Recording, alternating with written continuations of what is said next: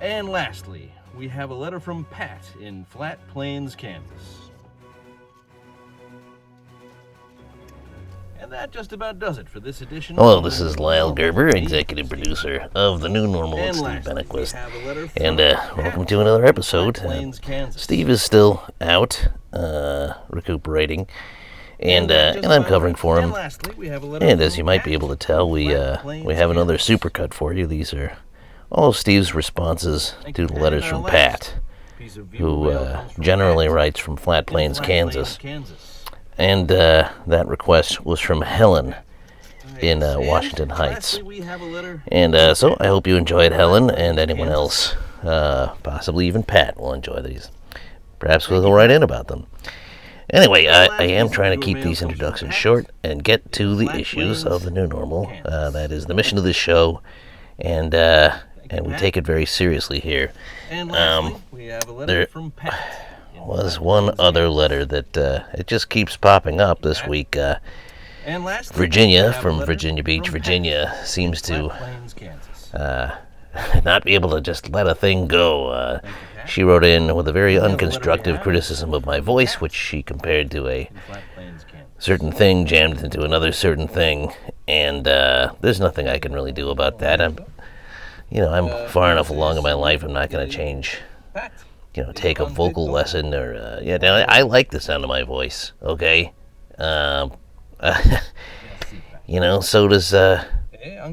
So do my good friends. Anyway, she says, I'm intrigued by your pushback, Lyle, and frankly, you've got me curious.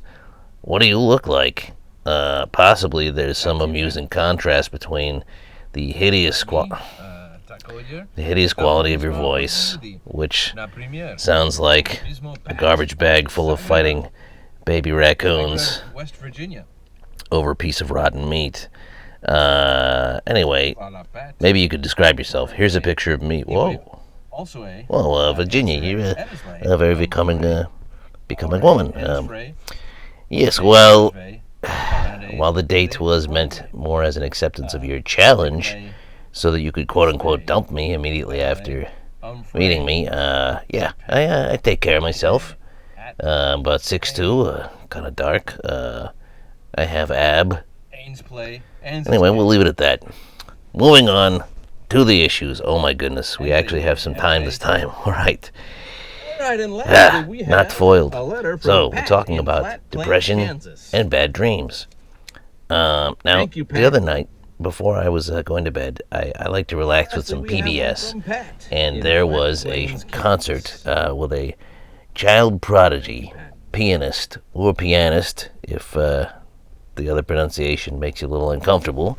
Doesn't me. Like I said, I have ab. A little sip of Fresca. And the young man was named, not even man, a boy.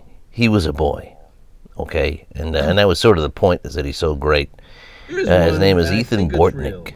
This one. If you can feature that. And he had behind him a 50-piece orchestra and a 120 child choir. We have one here. The 50-piece orchestra were adults, and they were all playing along with him, and it was very, very impressive. The kid really had it together, but it did occur to me, what are these adults thinking? They look at this 10-year-old kid. Thank you, Pat. And, you know what? I'm sorry. I ran out of time. I will finish this next time.